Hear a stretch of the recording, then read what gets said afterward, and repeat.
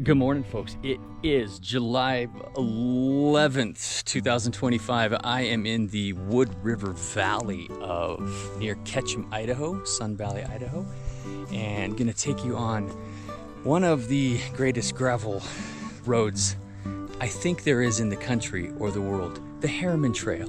So come along. I'm gonna ride. My wife might do a little bit of it. And are you in here, wife? Yep, I'm in here. There's the wife and the dogs enjoying nature. All right, bye. All right, folks. So today is the Harriman Trail. There is a shot of Brandy riding along the beginning of the Harriman Trail. The Harriman Trail is it's a 31-kilometer trail that's just for cyclists, hikers, equestrians, whatnot. No motor vehicles. It's like barred off from motor vehicles. It is a fantastic piece of gravel, and I can't tell you how excited I am every time I'm in this area to come ride this. So that's the start right there. It starts at the forestry. This is the Sawtooth National Forest area, and oh, here's my wife. I am gonna do a little buzz by of Brandy. Thank you, Brandy. My plan today is to ride from the beginning at the Forest Service place all the way to Galena Lodge, which is about 19 miles and about 1,200 feet of climbing. So it's roughly uphill all the way up to Galena Lodge, but kind of gradual, not real difficult. There's a couple of sharper spots, a little bit steeper spots, but this is just one beautiful piece of the country. We do see a lot of other gravel cyclists and mountain bikers on this. I saw some hikers today, and it's kind of always like that during the summertime. During the wintertime, this trail is groomed for cross-country skiing, and so it can be it's used year-round. This valley is just phenomenal, as you can see how pretty it is, and there's wildflowers out and the mountains are out, and this is July in Idaho, and man, it's just I struggle with finding superlatives to explain how freaking gorgeous this place is, because that's what it is, just gorgeous. And with no cars, no motorcycles, no ATVs, it's really quite nice. You go through a couple campgrounds.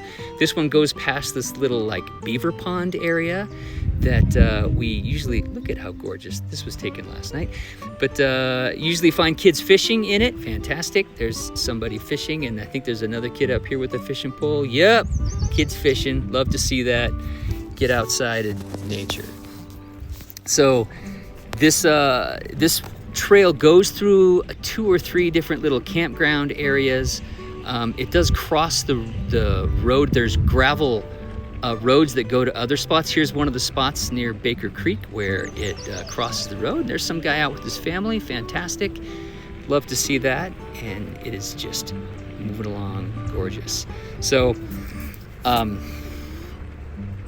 Trail built in, I want to say in 1991. They got a look at how pretty this part is. Sorry, I have to just stop and just mention how gorgeous these mountains. These are the Pioneer Mountains, part of the Sawtooth Range, and it's just gorgeous up here. But I think it was built in 1991. They got it's named after Averell Harriman, who was the person who founded the Sun Valley ski resorts back in the 50s, I believe. So one of the pioneers in the skiing industry in the 50s. And they named the trail after him, Averell Harriman. And we call it the Harriman, but you know, that's just a dumb play on words. There is the trail is marked with like kilometer markings every 5 kilometers or something like that. And there's people out with their dogs and their trail dogs. I think there's another one up here. There sure is. Hello, trail doggy. Good boy. So there's it's marked every 5 kilometers. You can ride all the way up to Galena Lodge. There's a couple of trickier sections. This is one of the trickier sections just because a little more exposure. There can be loose gravel in some areas because you don't have any cars that drive it, or motorcycles or ATVs. There's no washboard on it, zero washboard. And so that washboard is created by the suspension systems from ATVs and from vehicles. And so without any washboard, it's pretty lovely. Although because of that, there's nothing heavy that goes through here. There can be some softer gravel spots, and you kind of have to keep an eye out for that. But again, worth it. All of it's worth it. From there, you can get all the way to Galena Lodge. Galena Lodge, it's 19 miles from the beginning up to Galena Lodge. Galena Lodge, you can stop, and there's a little like restaurant here, coffee shop. You can have a sandwich. You can get your bike fixed. There's actually a bike shop here. You can get a cup of coffee or a croissant, or buy, space food for your bike ride if you want. I mean, what kind of gorgeous gravel ride can you ride for an hour, basically uphill, have a gorgeous little, meal at, the halfway point, turn around, and then ride downhill for an hour to ride all the way back to the, I mean, how perfect is that? Okay, it's perfect. I've done this ride, I don't know, 10 or 11 times. My family's been coming to this valley since the 1970s. Shortly after I was born, and so I've been coming here a long time. And when I finally discovered this little gem, every time I'm in the valley, I make a point to try to ride this because it is stunning and worth it, and not too difficult of riding. And there's road access. You can see there's a road off to the left there. So if you get in trouble, you can go out to the road and have somebody pick you up. Although there is no cell signal in this entire valley. So that's something to keep in mind. From the Forestry Service Center north, there's no cell signal. So, but this little meadow right here to the left, I saw a moose on it once. So I've been coming here long enough and ridden this enough that I've kind of seen some stuff. I've also crashed on this before. Once I went over the bars. I was riding my cyclocross bike, which has a different wheel length base than my gravel bike now, and went over the bars in some soft gravel. So you do have to be cautious about some stuff. But I mean, the sky's perfect today. The clouds are phenomenal.